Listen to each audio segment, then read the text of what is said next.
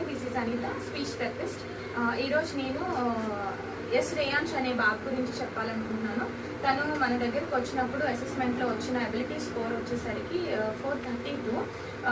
So తను empower అయ్యి వెళ్ళేసరికి 694 వరకు వచ్చిందనమాట.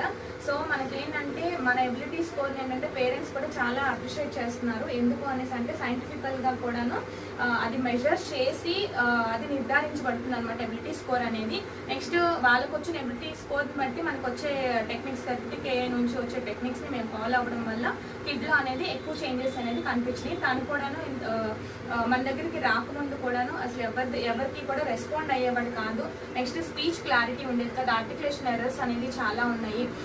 నెక్స్ట్ వచ్చేసి నేమ్ కాల్ రెస్పాన్స్కి వచ్చేసరికి ఏంటంటే కొన్ని వాయిసెస్కి మాత్రమే, ఫిమేల్ వాయిసెస్కి మాత్రమే తను రెస్పాండ్ అయ్యేవాడు, మెయిల్ వాయిసెస్ కూడా రెస్పాండ్ అయ్యేవాడు కాదు. ఇప్పుడు మాత్రం ఎవరి వాయిస్ అయినా సరే తను రెస్పాండ్ అవ్వడం, తను ఏది అడిగితే అది చెప్పడం కూడాను చాలా స్పష్టంగా సెంటెన్స్ లెవెల్లో మాట్లాడడం అనేది చాలా హ్యాపీగా అనిపించింది.